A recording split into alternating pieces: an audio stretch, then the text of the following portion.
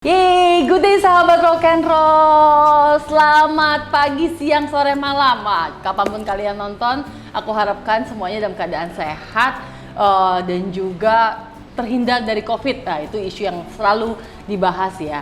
Pokoknya jaga stamina. Oke, hari ini aku ada narasumber atau bintang tamu. Keren banget ya, pakai topi. Nanti aku ceritain nih. Namanya Koko Mike. Hai, ambil Koko ya? Kalau gue panggil lu Koko, lu panggil gue apa? Cece. Cece. Gue tahu ya.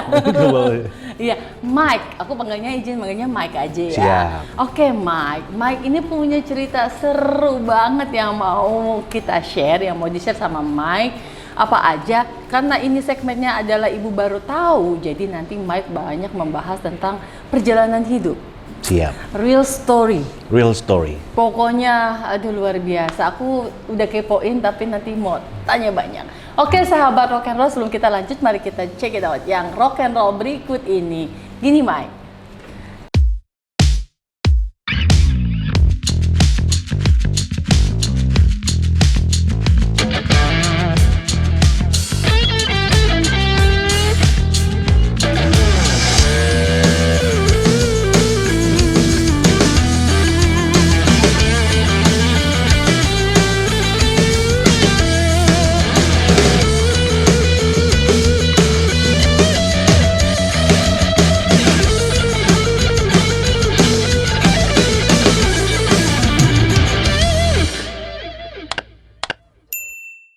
Oke, sahabat rock and roll pasti kepo sama Mike. Ya, pasti kepo ya. Kalau bahasa ya? Sekarang kepo. Kepo.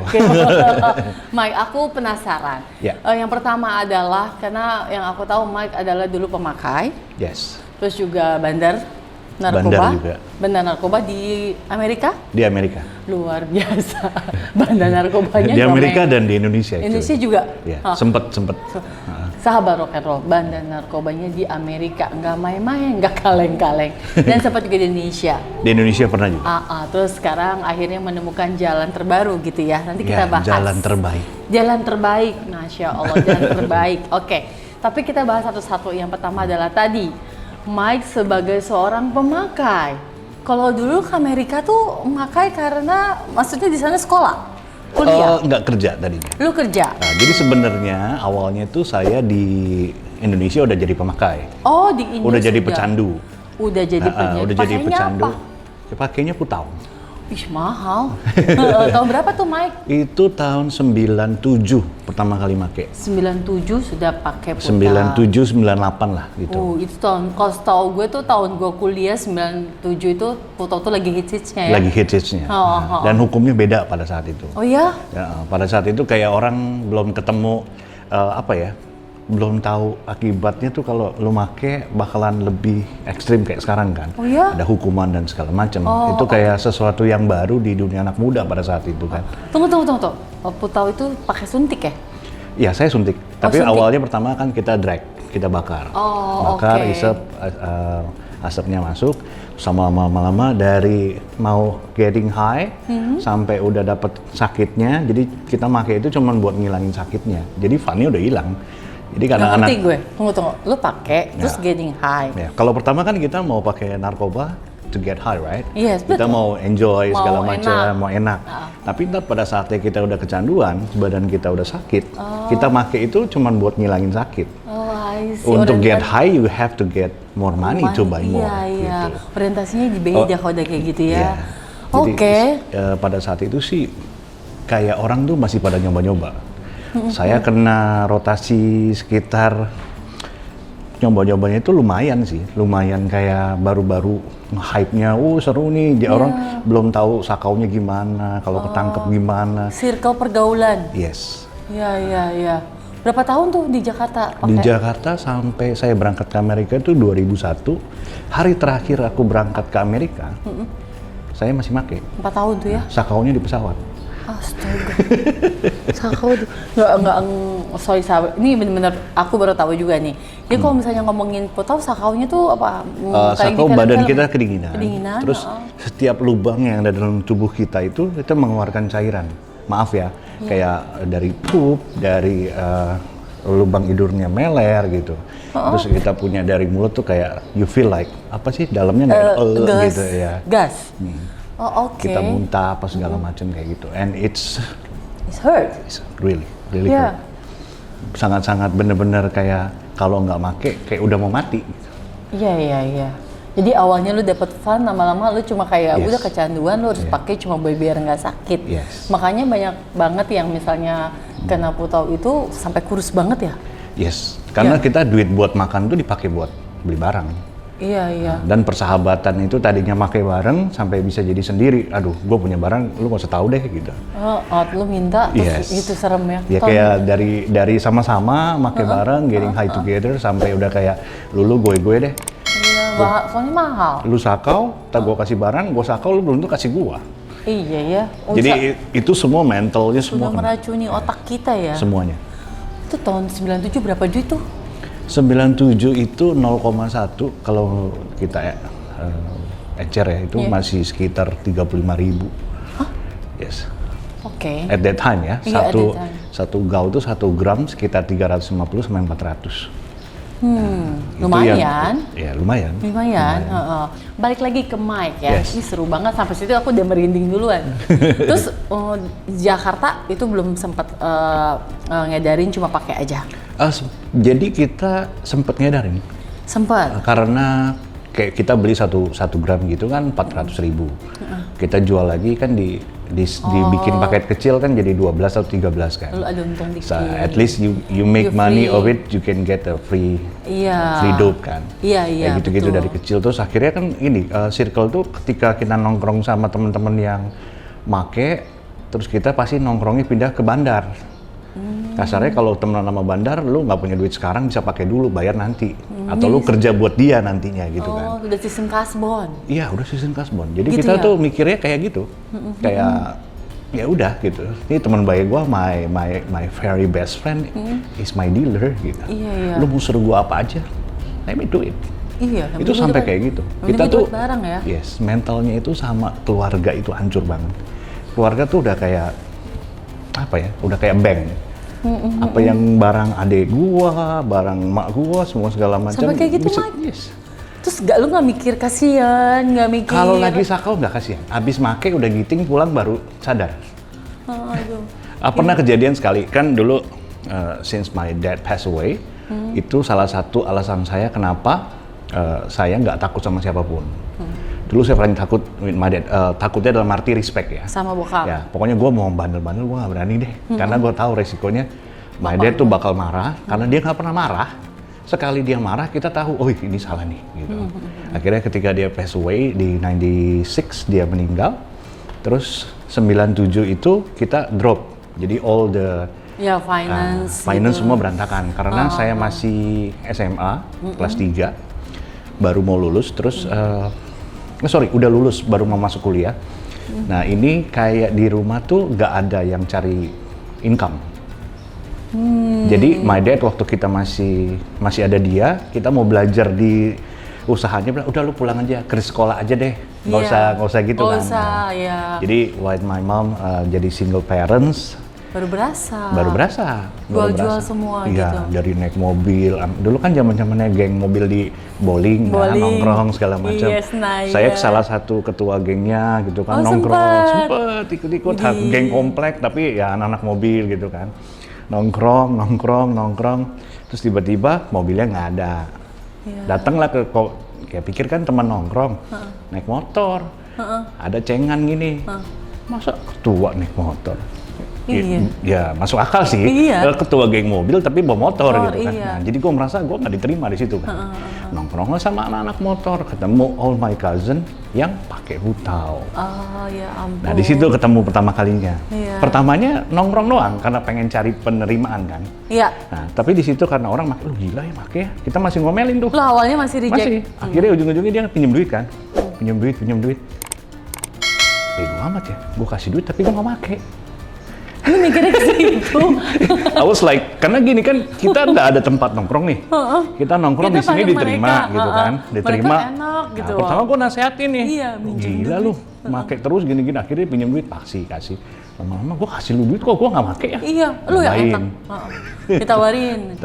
Ditawarin mah udah sering, dari nolak-nolak sampai, iya juga ya masa gue, lu minjem duit tapi nggak pernah balik duit Iya, gue. lu nggak pernah ngerasain enak. Iya, iya. Nyobain dari situ udah mulai ketagihan. Tuh ya, sahabat rock'n'roll, lingkungan emang mempengaruhi ya. Satu, lingkungan bener. Iya. Cuman semua balik lagi. Everything yang kita buat dalam kehidupan kita itu pasti keputusan kita sendiri. Yes. You cannot blame to anyone. Ada yang sorry nih, karena broken home. Ada yang blame to that kind of point blame kan. of the Menurut gua, situation. itu cuman excuse aja. Iya. Untuk lu bikin Untuk alasan membenarkan ke diri diri. lu. Iya. Yes, iya. Dan pada akhirnya semua balik lagi. Ketika kita masukin barang haram itu ke dalam jarum, yang nyuntikan kita sendiri. Iya. Yang setting kita sendiri. Yang Nggak pergi ke tempat bandar lu sendiri. Nggak ada yang Nggak ada yang maksa. nyuruh, nggak ada yang maksa. Gitu. Ada Jadi, sih, awalnya diajak dipaksa. Dipaksa. Ujung-ujungnya ngide, yuk. kayaknya enak nih. Kayaknya enak nih. Hujan-hujan Lu ada gini. berapa patungan deh? Ya dengan aduh, sahabat rock'n'roll baru sampai sini nih, luar biasa ceritanya Mike. Ini baru ngerasain zaman dulu. Berarti bisa dibilang tajir zaman dulu ya. Oke lah. Iya, ya kita Ya, ngomongin. dari waktu ada papi tuh kayak pergi sekolah ada supir, Iya, ada dijemput, supir, ya iya. kan harus dikawal sampai akhirnya pas nggak ada dia ya kita berangkat sekolah masih naik angkot, Iya. gitu kan ya terus nggak punya apa terus motor juga dikasih pinjam sama saudara terus akhirnya kan mau mesti kerja, gitu. Terus waktu di Jakarta beli misal satu gitu sih bela-bela bagi biar bisa buat sendiri gitu, belum sampai ketangkep, maksudnya aman. Ketangkep sekali. Oh sempat di Ya, Indo? di Dutamas. Dutamas sini? Kapolres. Oh, Jadi bawa. at that time itu kan hukumnya masih belum clear. belum clear dan Belum kayak anak-anak Pakau ini masih merasa aman lah. Iya. Karena circle-nya lebih sedikit, Yes. masih kecil. Nah, yang kita ketangkep tuh gara-gara ya ada salah satu teman kita juga, teman nongkrong, nggak punya duit, bapaknya polisi. Iya, salah dong. Dia cepuin kita ke teman bapaknya untuk diduitin. Ih, At that time, dia. sorry nih ya, ini Iya, gue ini mah ngomong cerita. real story aja Iya, gitu. cerita lah ini ya. kan ada oknum lah gitu, ada oknum yang yuk gitu kan. Jadi kita digerebek semua, saya sama bandar saya, kita ditangkep, dianya Bebas, keluar. Jadi udah settingan lah. Iya. Dia tahu barangnya simpen di mana segala macam. Bro, cepet banget. Masuk, my mom baru tahu pertama kali itu. kalau lu pakai. Ya taunya kan gue kerja segala macem dan gue belum nyusahin keluarga, duit masih duit sendiri, Masih gitu. di sendiri. Masih jualan segala macem. Udah akhirnya itu momen yang kayak gimana Mengecewakan. You bayangin ya, itu orang yang cepuin, dia bisa datang jengukin kita di belakang jeruji itu sambil Sakau ya, mau nggak? Come on. Gila. Dia pakai bohongan yang kecil yang asap gitu. Mau nggak? Ya kita karena ya gue tahu nih cepu nih, cuman kita lagi sakau kan, kita isep juga. Tapi lu tahu itu sepuh dan lu nggak, aduh ya ampun. Ya ada Cukup tahu aja lah gitu. Tunggulah gitu kan. Berapa sama nyokap? Nyokap gue nggak mau tadinya. Jadi gue sok-sokan kayak jagoan nih. Kalau saya kan bandar saya kan teman bandarnya ini kan dia nggak punya keluarga lah. Nah saya dia he came from Medan. Babat akhirnya anak ibu kalau mau keluar 1,5 juta. Malam ini langsung keluar. Anak saya bilang kalau saya keluar sendiri, teman saya nggak keluar, saya nggak mau keluar. Sok-sokan, Kak. Solidaritas teman. Akhirnya yang dua teman saya ditonjok, aku dikeluarin. Tapi pada saat itu mami saya nggak mau bayar. Biarin Pak, masukin aja. Biar dia tahu Dia ini. kecewa Ya. lah pasti. Tapi kan tetap besok paginya dia nongol. Lagi. Orang tua tuh kayak gitu. Iya. Sometimes gedek gitu ya, kesel segala macam. Anaknya kayak gimana pun, Iya, tetap dia nggak bisa bohongin hati nuraninya. Iya. So my mom is one of salah satu alasan saya nanti saya ceritain kenapa saya mau berhenti. Orang yang nggak pernah give up dalam hidup saya. Kasarnya gini, orang lain aja jadi, maksudnya di luar dari diri gue nih ada yang pribadi yang nggak mau give up. Jangan ngomongin Tuhan dulu deh. I'm talking about my parents dulu. Dia tuh nggak pernah give up, dia nggak pernah nganggap anaknya sampah segala macam kayak begitu. Itu yang Selalu membuat bersama lu gitu, support ya, lu. jadi kayak udahlah cukup gitu. Let me, at least gue nggak buat diri gue sendiri, gue buat dia deh. Iya. pertama buat dia dulu Yes, ya. karena at least every decision you have to make a step kan. Nah, Iya. step yang pertama kali itu aku ngelihat sosok kasih Tuhan dari dia. Dari nyokap. Gila nih mak gua bego apa tolol nih. Anaknya udah kayak begini masih aja gitu. Iya. Di luar konsep orang tua selalu menyayangi, tapi Iya, sosok iya. mama itu Iya. sangatlah. Dia bukan cuman ngomong gua sayang lu. Dia she prove it to me. Dia tunjukin dan dia memang nyatain kasihnya dia memang lu mau kayak gimana pun lu tetap anak gua. Iya betul, itu orang tua.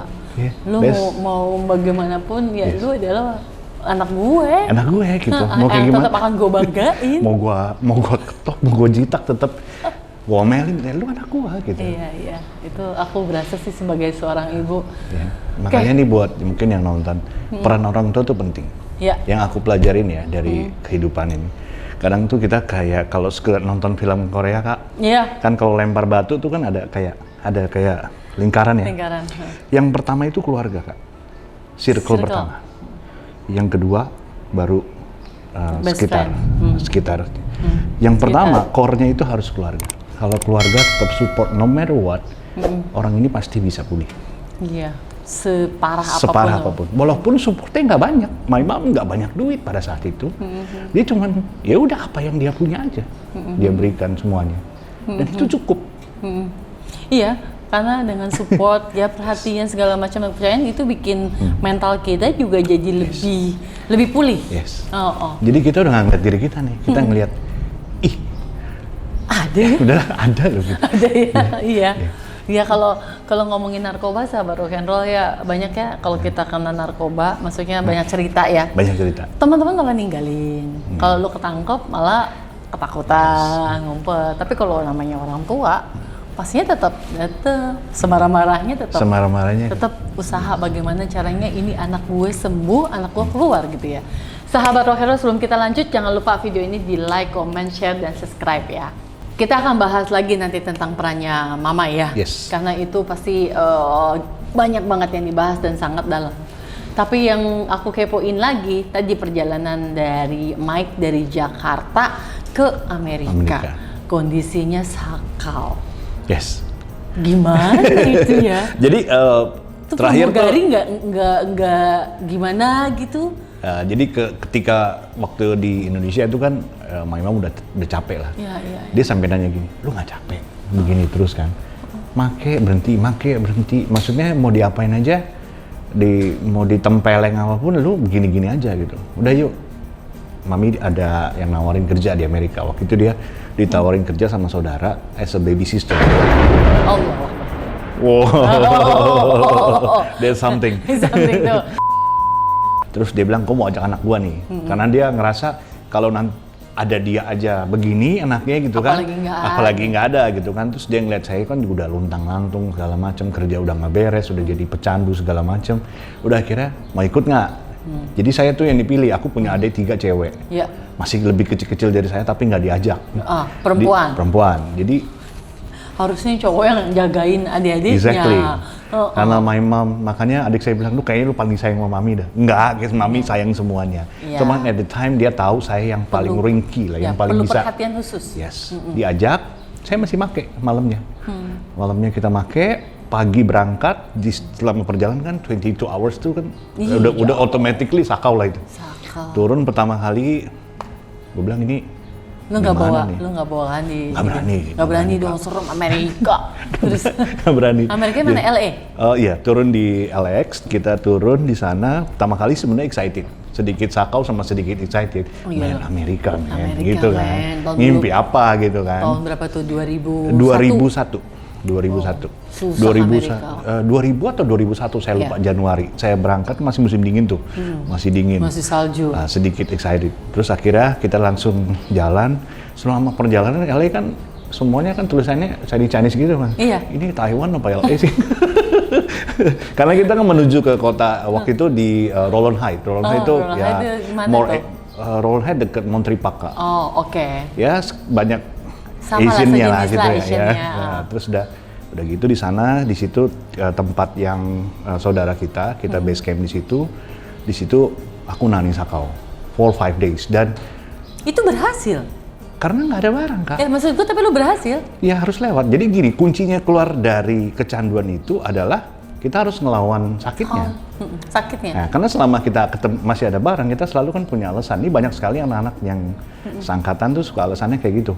Karena nggak kuat tahan. Orang tuanya kan tahu nih anaknya menderita banget. Akhirnya kadang-kadang ada orang tua yang beliin buat anaknya. Karena udah nggak tahan sakitnya. Yes. Kalau lu make, lu tahu itu sakit, lu harus deal with it. Yes. Lu harus, ya sakit, memang sakit, harus lewatin. Sakit yang lu buat. Iya. Dan pada saat itu memang nggak kenal bandar, mau pakai apa? Panadol digerus nggak mungkin juga, nggak ngefek. You know what I'm saying? Like mau nggak mau berhenti. Mau nggak mau berhenti. Dan badan kita itu pinter kan, masa kayak menyesuaikan. Iya, dia menyesuaikan. Jebret, udah lewatin, akhirnya kita itu lewatin. Itu hebat dong harusnya. Iya, dengan sebenarnya mau nggak mau juga. Mau nggak mau, udah akhirnya sembuh. Sempat itu nggak yang dalam 5 hari itu? Oh iya, saudara saya semua bingung. Satu rumah tuh kayak, ini anak kenapa? Ya, teriak-teriak. Mencret, keluar bolak ya. Oh, terus? Ya kan, my mom nggak speak everything ke mereka kan. Ya, udah akhirnya nahanin. Pas sudah lewat, dengan hari itu lewat, I think like hari ke-7, hari ke-8 lah. Cuman masih kayak mual-mual gitu kan. Masih bodinya masih belum get used to it gitu. Akhirnya udah, mau nggak mau seiring sembuh. Seiring sembuh tiba-tiba udah makan normal. Berapa tahun sembuhnya? Itu 2001, berarti dari 97 sekitar 4 tahun lah. Oke. 4 tahun make, melewatinya 7-8 hari. Tapi masih proses tuh, sugestinya kenceng banget. Sugesti ya?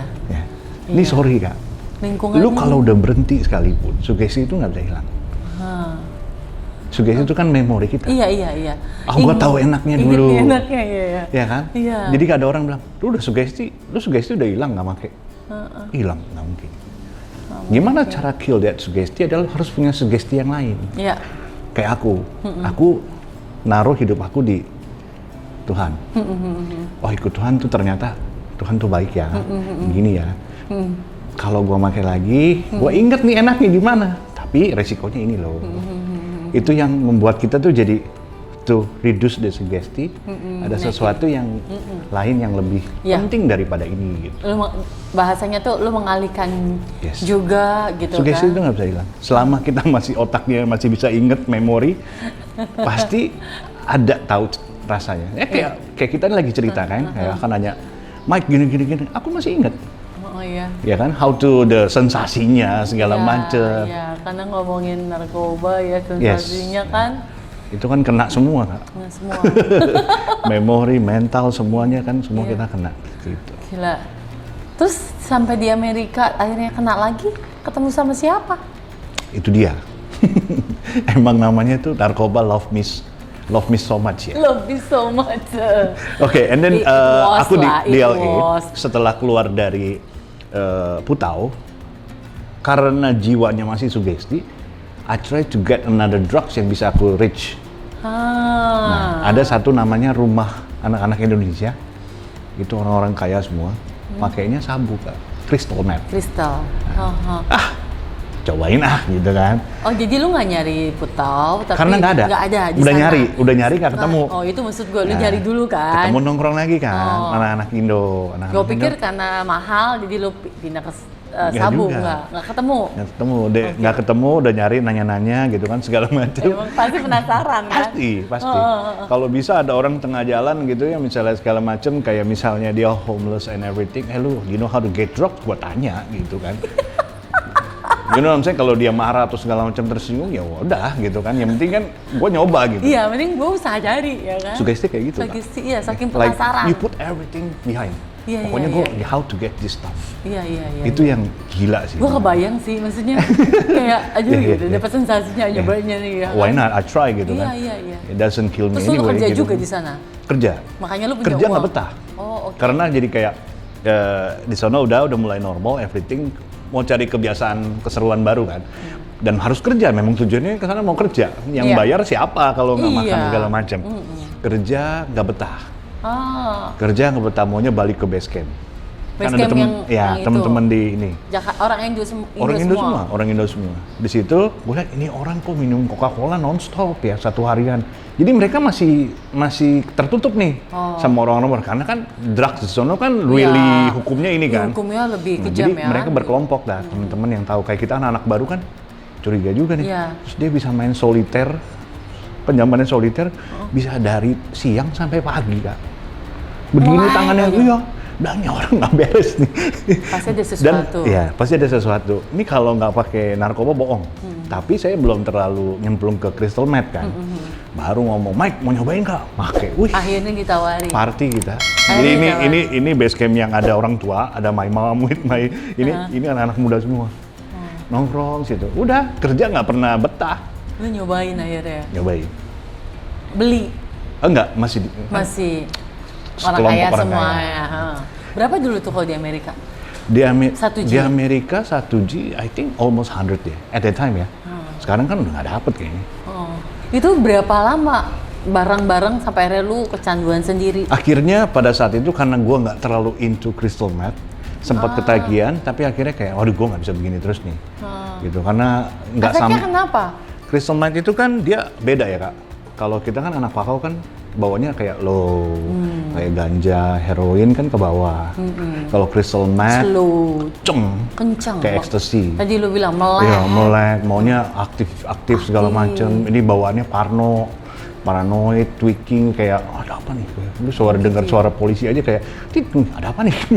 Paranoid. Paranoid. Kalau ini kan bawaannya santai, gitingnya ke bawah gitu kan. Iya, lebih nyendiri. Kayak beda dimensi gitu loh. Kalau ini yang lu lebih nyendiri.